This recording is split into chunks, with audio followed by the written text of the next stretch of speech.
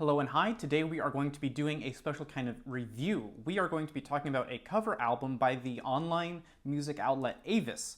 It is by AVYSS, like I said, and a ton of various artists, and it is called IE. So as you can probably tell from the title of this video, there is a lot I love on here, and that is because there are a ton of artists that are making the covers. On top of that, a lot of the covers I am innately familiar with already, and they are from bands and albums that I absolutely love. So for that reason, I feel like they somehow got inside of my head and said, Connor's gonna love this. He's gonna love everything about this. And honestly, they're pretty much on the mark with that, I feel like. So, who is on this album? I don't want to spoil it quite yet. However, what I will say is that pretty much everyone here has been covered by AVYSS at some point on their websites in some capacity. And so for that reason, it seems pretty natural that they would show up here, which I'm very happy about because I love a lot of the artists that they cover, many of whom I have actually already talked about on my channel. So that's just even kind of the cherry on top for me, I feel like. So I said this would be a special kind of review, and that's for one reason. Because there are so many covers,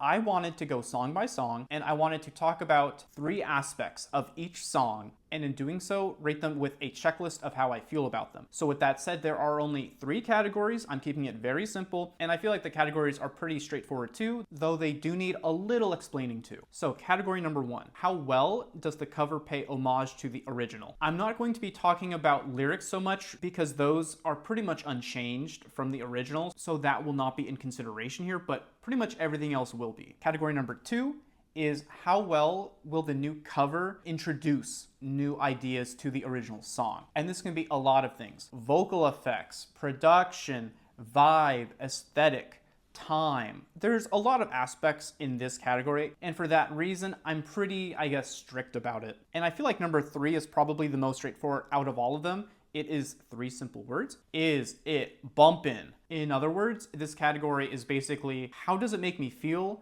Am I rocking with it? That's kind of the vibe. One thing I should mention too is that the sort of mission statement of this album is take these very popular Japanese indie rock songs from the early 2000s into early 2010s, however there is one song from 2017, and then change those into like new age 2020s hyperpop EDM tracks. And so because of that, when I say is it bumpin', how successful was the cover in actually becoming a very upbeat, fun kind of electronic track? That's pretty much it. And of course, some are much more successful than others, which I will be getting into throughout this video. One other thing to note is that I'm going to have some really cute transitions in between songs. They should be about 5 seconds long. With that said, here's one now. Let's talk about the very first song.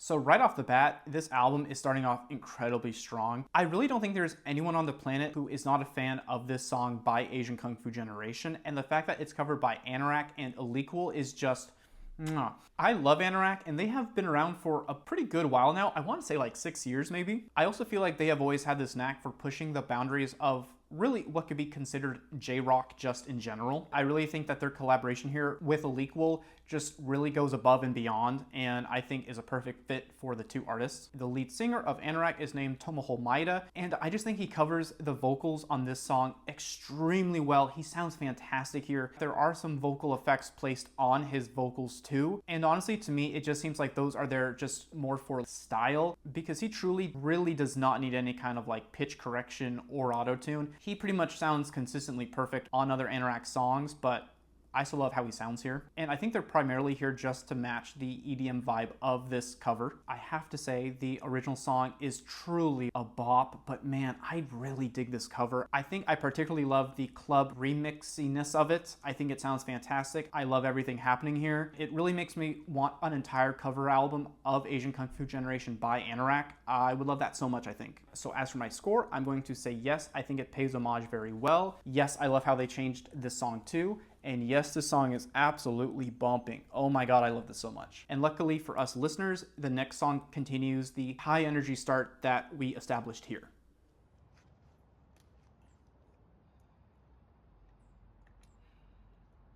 So in regards to this song, I think it is another fantastic revitalization of a classic Japanese pop punk song. I think the electronic production on the cover is just absolutely immaculate, and it even still manages to incorporate electric guitar riffing as well. I also feel like this song was totally itching to get a new age electrified cover, and that is exactly what we got here, and I'm so happy about that. With that said, I think Ari or Ari, I'm gonna assume it's pronounced Ari, and also Amane Uyama do a fantastic job with their version of this song in pretty much every way. There is a ton going on here, and I think the chaos is just handled incredibly well, and it really comes together as a fantastic homage to the original song. And yeah, I really have no notes with this one. I think it's another fantastic cover, and it is just another in a chain of songs that I think are just fantastic on this album. So yes, I think it pays a very nice homage, and also yes, I think they incorporated some really cool new ideas that just worked. And yes, the song is absolutely bumping, and I like it a lot, and it will probably end up on some of my playlists too, as will many of the songs on this album, frankly.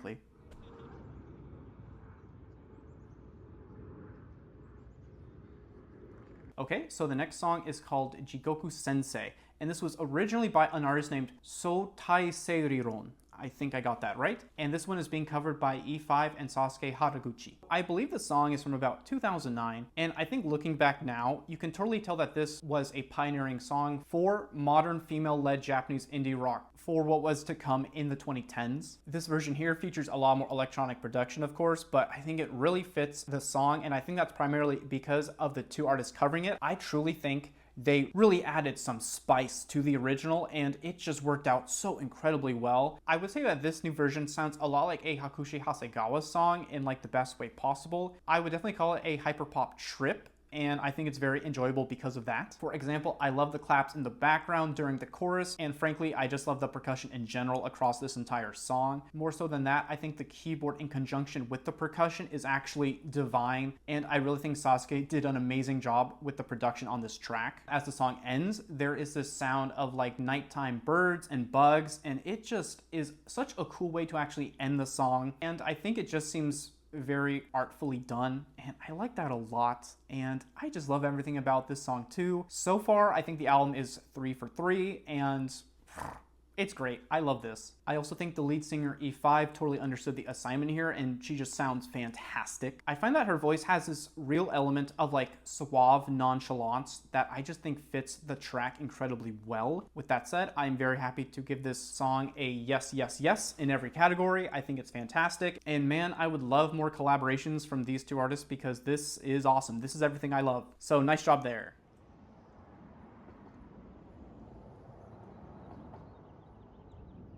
This next song is an absolute delight, I have to say. One of the artists here is named yuzuha, and I actually covered her 2024 album somewhat recently, so I'll probably have a link for it here if you want to go check it out if you're interested, because I liked it a lot. And so because of that, when I saw that she was on this album and covering a Tommy Heavenly6 song, I went, oh my god, this is my Avengers Endgame. However, she is not the only artist on the cover though. The other artist is named Emma Aibara, and she is a singer, producer, and guitarist, and she does some absolutely nasty guitar work. I love it so much. The fact that she was also on a cover of a Tommy Heavenly6 song with a ton of guitar all over it, that got me so excited. So yeah, I love the song, and that's for a really good number of reasons actually. In general, I think the two have fantastic chemistry, and I really find that they kind of like match each other's freak, if you will. Here's a photo of them just kind of hanging out. And so I think you can really tell why I came to that conclusion, right? I think Emma's guitar work here sounds fantastic, and she really does the original justice in my opinion. I also really love the way in which she interlaces heavy guitar passages with drum and bass breaks in her own work, and then here it totally just works too in my opinion. I think this cover is fantastic and really captures the spirit of the original while also adding the duo's individualistic new age flair to the song as well. I would say that Tommy's original version is absolutely iconic, but man, I really love this cover too, and I think it is just a miracle that any of it worked, because I feel like on paper it probably shouldn't, but it just came together perfectly in the end product, and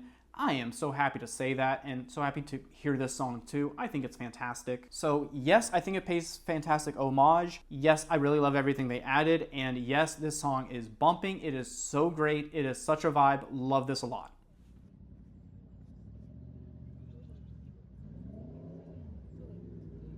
All right, so this next song is from a very prolific Japanese band. They are called Quruli. They are, I believe, from the very end of the 90s, but they were most active kind of in the early 2000s, mid 2000s, and they have quite a legacy from all of their work from that time. I think in about 2014, I had originally fallen down the Quruli rabbit hole, and I got stuck there for a while. And one of the standout songs to me was this one right here called Bara no Hana. And I believe it's the most played on streaming as well. So this song has quite a legacy to it as well. So I also feel like maybe the artist might have been a little intimidated just because of that. I could for sure see that happening. But so anyway, this song really takes me back to that time period, I guess what, 10 years ago now? In my opinion, this is just another absolutely goated Japanese indie rock song. I have to admit, I'm not too familiar with the artist safmusic, though I am with Telematic Visions. He also produced one of the songs on this year's Cyber Milk-chan album called Flesh. I loved his song a lot too, and I also reviewed that in a video recently, so go check that out if you like EDM music, sort of what's all happening here. However, there is also a secret third artist too that is not shown on streaming. And I only know this because they are listed on the CD. So drumroll please. I actually don't have a sound effect for that. Fuki from the band Ivy and Safalo. Now, if you follow my channel for a while, you know I really like Safalo. In fact, I have a video of theirs right here somewhere. And while I would love to gush about Fuki, I am actually going to in the next section because she is one of the covering artists there as well, and that's her main song, so I'm saving it for that section. On this song, however, she is only doing backup vocals, which I think she still does a pretty good job with harmonizing with everything else happening here. So to me, this cover really sounds like a classic Owl City song. I've talked about Owl City a little bit on my channel, and I really love his work. I am of the opinion that Adam Young is a genius, or at least he was from 2007 to about 2012. And so because the production style on this song really reminds me of that, I am just super into it. And because I love the original song, I am mega into it. I think this song is fantastic. I like it a lot, especially the production. I think the singing is okay. I've got no real issue with it. It's just not really stand out to me in my opinion. But man, oh, this song's production is just gorgeous. So again, this is totally another song I recommend. I am going to give it a yes to homage, yes to new stuff, and yes, it do be bumpin'. Love this one so much.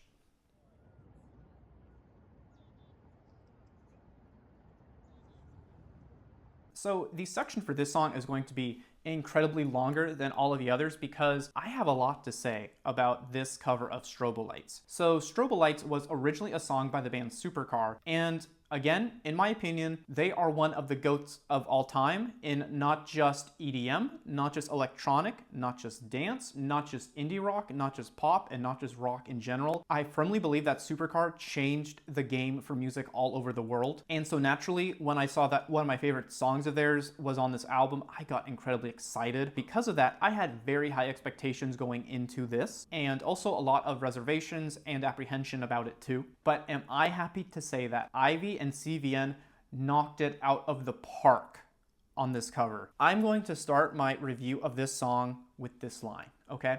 This song right here is the epitome of what a cover should be. This is easily the best cover I've heard in my entire life. So let's get into that. The main performers on this song are Ivy and CVN. So let's talk about Ivy. As I mentioned previously, one of the members is named Fuki, and she is also the lead singer of Safalo. In the band Ivy, she is the lead singer and also the lead guitarist, and by that I mean she's the only guitarist because Ivy is actually only comprised of 2 members. The other member is named Poo Poo, and she is primarily on backing vocals and also on the keyboard. On top of that too, she also seems to be in charge of the band's aesthetic and marketing to a degree, and just kind of online image, I suppose. All that said though, she is largely responsible for a lot of the production in their music, and I think she's amazing. CVN is another producer that I've heard on all kinds of projects. I love his work too, and I think his production here sounds absolutely heavenly. I think in some ways, this was the easiest song to adapt on this album, but also maybe kind of the hardest. And that's because the original is already a very high energy EDM banger.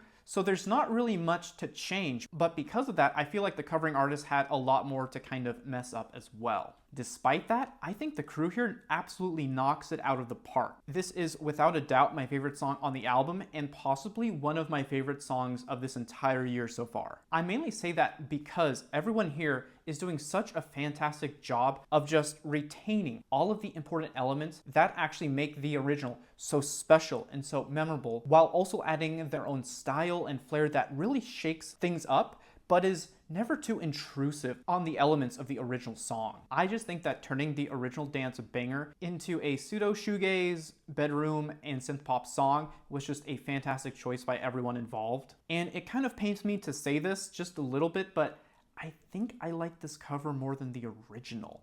And I really like the original. I think it's probably my third favorite Supercar song.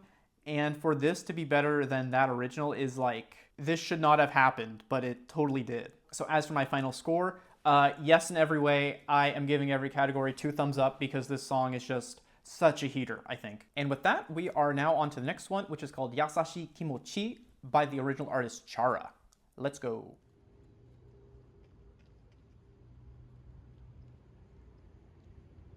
So I have to admit, I was pretty unfamiliar with this song, though I have heard other work from Chara in the past. And it's especially embarrassing because this is apparently her most popular song on streaming platforms, so I guess I'm not doing my job very well, apparently. In regards to the original, I have to say I love Chara's just very impassioned vocals. They are just sublime and just beautiful. And I think she really ate just all over that song. Regarding the cover, I think it's fine, but it's just not quite what I would have wanted in a cover of this song. And also in a weird way, I almost feel like this is more suited towards an interlude, despite the fact it's also 7 minutes long. I think it's just placed very awkwardly in the track list. So here's what's up, right? The original song is totally a hopeless romantics ballad. I would really say that the cover is more of this almost shimmering dream of like a longing romance. So it's kind of the same, but they've contorted the vibe of the song, and I don't think it really fits the whole mood set by that original song. However, there are some aspects I do really like on this cover. I think my favorite adaptation is probably how they've changed the very booming and stomping drum beat from the original, and they've kind of taken that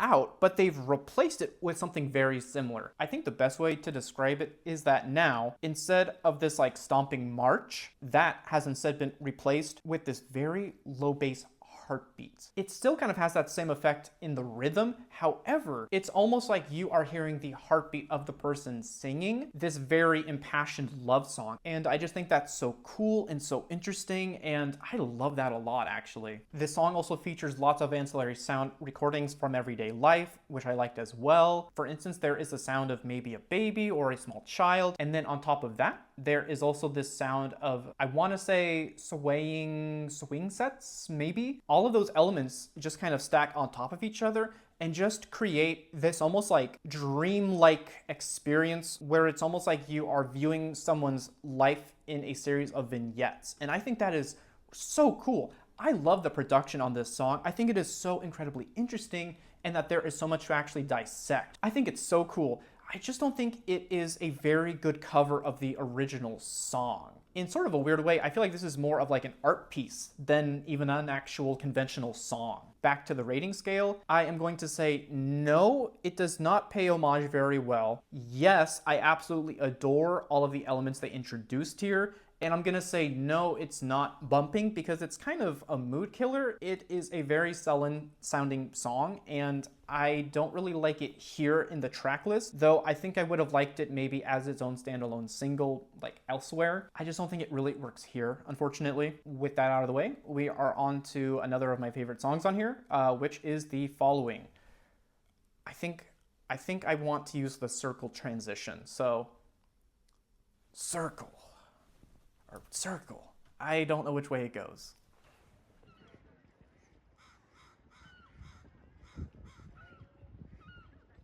Potage, potage, potage, potage, potage, potage, potage, potage, potage, potage, potage, potage, potage, potage, potage. As I have mentioned on my channel numerous times, Tricot is my favorite band of all time, and so when I saw that they were covering Potage on this album, one of my favorite songs from one of my favorite bands, That blew my mind. And I said, I need to listen to this the second it comes out on March 5th. And I did. And so, as you can imagine, I had high expectations for this. However, when I saw that it was being performed by Kaede, Hirata, and Chwondo, I actually felt a lot better. So I have actually reviewed Kaede's 2025 album, I think about a month or two ago, and I liked it a lot. And after hearing that, I sort of knew like, oh, she could actually probably do a really good cover of a tricot song. I think for me, I just really love her approach to production and also her very unique solemn singing style. I think she sings in a very small and also intimate manner,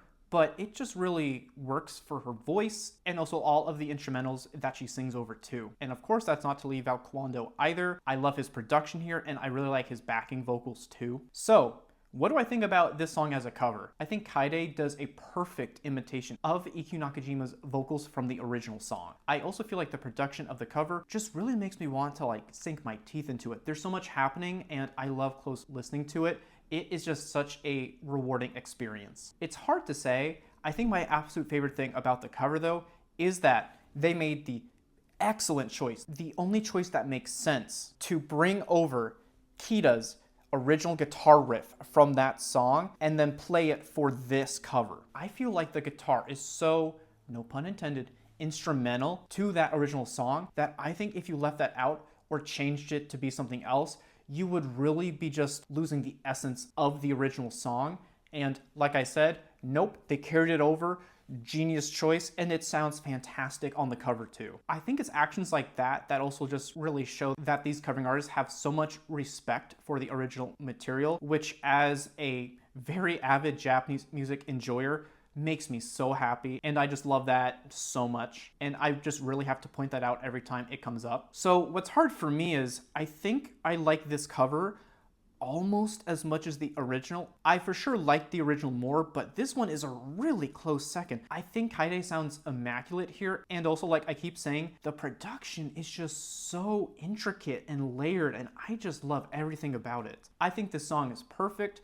I am going to give it a yes to homage, a yes to new elements, and a yes because it is banging. It is so cool. I really recommend this if you really like experimental, technical, I'd say like synth pop or like bedroom pop. I just think there is a lot to love here. Although this song is kind of on the sadder side, we are going to get an injection of just fun and energy in the next one, which is the following.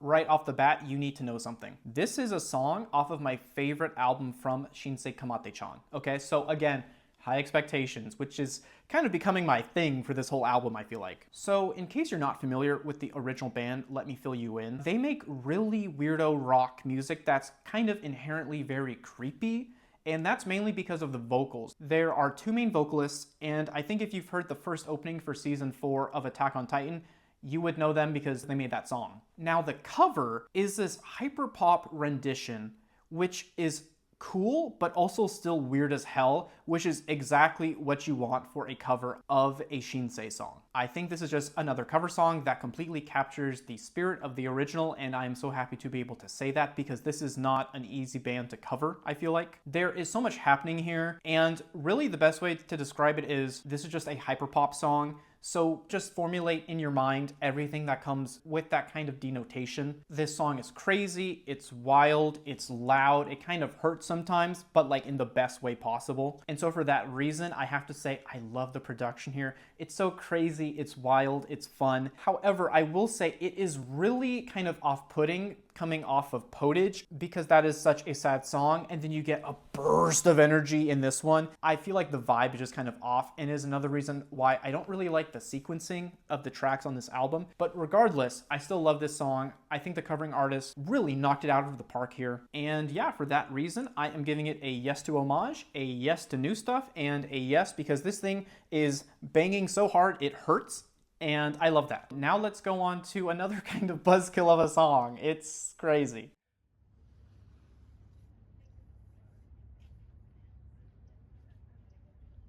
This next song was one that I was also not very familiar with, and especially with this one too, I didn't really know the artist or the covering artist either. When I listened to the original song, I wasn't really sure what to expect. What I found was this indie rock song that was almost bordering on grunge a little bit too. And what's strange is that that never really carries over into the cover version. In fact, I would call the cover version almost like horror electronic ambient, and that's mainly because of the overall vibe of the song. But I think more so than that, there is this very heavy like heaving in the background throughout the song, and that's kind of unsettling, and I'm sure that's on purpose, but I'm not really sure that was the right, choice to kind of take this song in that direction. On top of that too, the vocals on the cover are very muffled, and while I can still make out what the singer is saying, I also don't think it really fits the original song sort of aesthetic. However, I will say I do think it fits the new aesthetic on the cover because it is sort of horror tinged, but I just don't really like it just as a fan of the music that I like.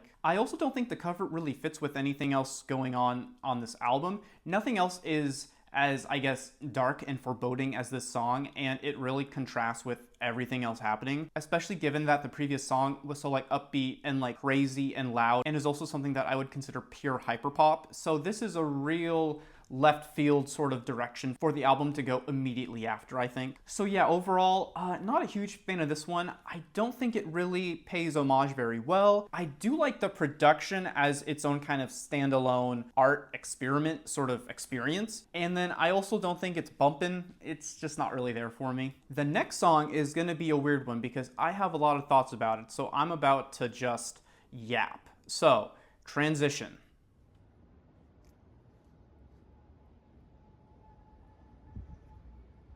Saihata Aini by Radwimps. So here's the thing about Radwimps. I was a huge fan of their 2000s work and also their early 2010s work. However, I kind of fell off after the Your Name soundtrack in 2016, and that was because they had another album come out that year called Human Bloom. While there were some Your Name songs on there, I think that album was just a real step in the wrong direction, and they've kind of just been downhill ever since. Though I will admit that I saw them live in 2019, and that was pretty cool. So with all that established, this song came out in 2017, so it's right kind of in that period where I was just not really a fan of theirs. And so for that reason, I'm not really a fan of the original song for this one. However, this cover by Uztama and Kaza, I really like. Whereas the original song was very much just like pure J-rock and kind of J-pop, the cover aligned itself more with like breakcore, hyperpop, and I just think that fits the composition a lot more. And somehow they also managed to almost perfectly mimic Yojiro Noda's voice, who is the lead singer of Radwimps. I don't know how they do it, but it's like scarily spot on. Yeah, with all the changes, I think the song benefits in pretty much every way. I think the production is wild and very fun, and I think it's way more interesting to listen to than the original. So for that reason, I am going to give it a yes for the homage, yes for the new stuff, and yes, it is bumping. Love this one.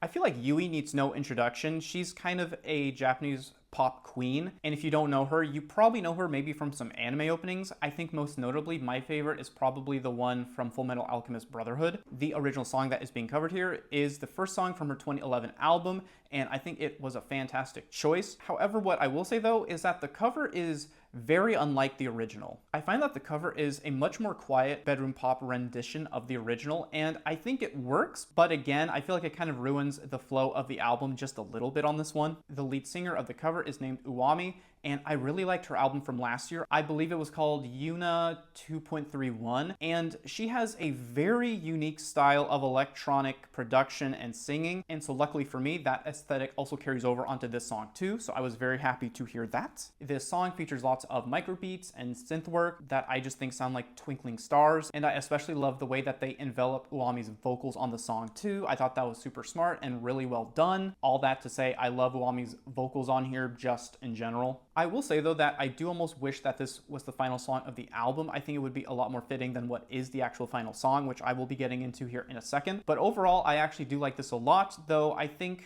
it's not perfect, and I think that's primarily just because of how it flows on the album tracklist. I don't think it's sequenced very well, but I do still like the song overall. So I am giving it a yes on the homage scale, and I am giving it a yes on the introduction of new elements scale, and I am giving it actually a no On the bumpin' scale, it's kind of a downer song, which again, I think is kind of a hard follow-up to the previous one, which was a lot more upbeat. So I think ultimately this score comes down to how it's sequenced, which of course I've already talked about.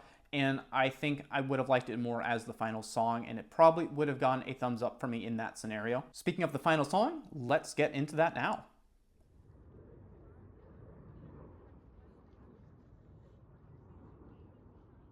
So, in my opinion, this is kind of a weird pull as the final song, though I will say I do think it serves a very specific purpose. So, for context, this is the very first song on Ichiko Aoba's very first album. So, I think for it to be the very last song is very purposeful, and for that reason, I do kind of like how it's placed. However, regarding the actual song, I don't really like it, unfortunately. And I think that primarily comes down to the vocals. The vocals are very sullen sounding, and that's primarily because they are pretty much completely monotone, which I think can work in some scenarios, just not this one. I do like the production, and I do like how it ends, though I don't really like the build up to the ending. The original song features lots of like beautiful and lush acoustic guitar, and none of that is here. It is all electronic and synthesized, and there's a lot of like trap influence on this song too that I just don't really think fits the song in the slightest. I think for me, this song is probably the most obvious example of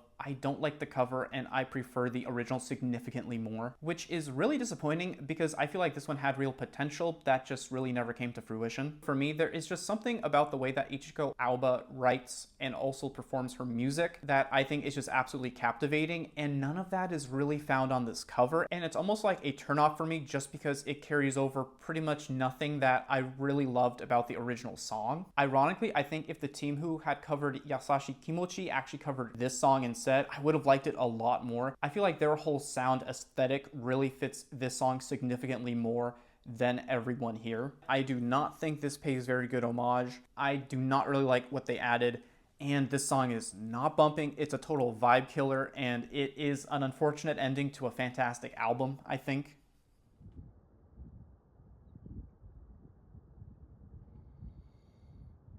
Okay, so now it's time to bring it all home. I truly think that the covers on this album capture the spirit of the original songs that they're covering pretty much perfectly for the most part. And with that said, I would like to review some of my favorites. So of course, as I mentioned, Strobolights. Oh my god, absolutely awesome song. The very first time I heard it, I was in absolute awe, and even now, probably after like 70 plus listens, I still am. I also absolutely adore the cover of Riri by ANORAK and illequal. I just think it sounds spectacular. And of course, I have to give it up to Kaede Hirata and also Chwondo for their work on Potage. It sounds absolutely fantastic. I really love the glitch pop flair that they added to the song, and I just love all of the liberties that Kaede took with the vocals too. They fit the song incredibly well, and I am happy that she did what she did there. And last but not least, I have to once again mention the cover of Pray by yuzuha and Aibara. I just think that the two artists were so in tune to what made the original so fantastic, and they nailed it perfectly. They studied it, they studied the blade,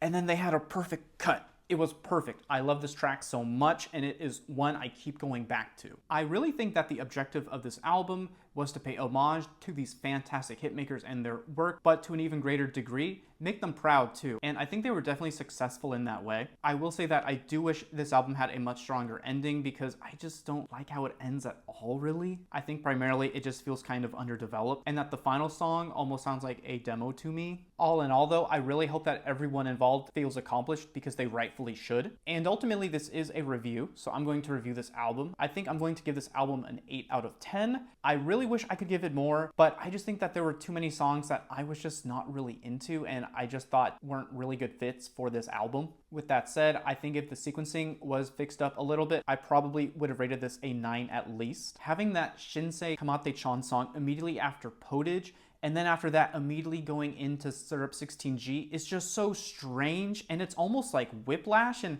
I just don't get it. I just don't think that fits in the slightest. I would love for AVYSS to have a second volume of this. I think there is so much potential in this concept, and I would truly love to see who gets featured on the next one. So that's something I'm really pushing for. I am hoping that by the purchase of the CD that I maybe contributed to them seeing that this is worthwhile, I would hope. However, what I will say is that I hope they kind of make a more informed decision after having this first album come out, wherein that they either choose all hyperpop bangers or like all sad boy music. I don't really think those mix very well because they are on like two opposite ends of the energy spectrum, and I just don't think you can make it work, at least with what they have here as a pretty good prime example. But anyway, that's all I have to cover. Let me know what you thought. Let me know what your favorite song is. And please let me know if some of my criticism was on the mark or not. I am open to feedback as long as you're nice about it, because if you're mean, then that's just not fair to me. But anyway, I hope you enjoyed this. I know this video was a little bit longer than what I normally make, but I think it was worth it in the end. So thank you for watching, and I will see you in the next one. Bye-bye.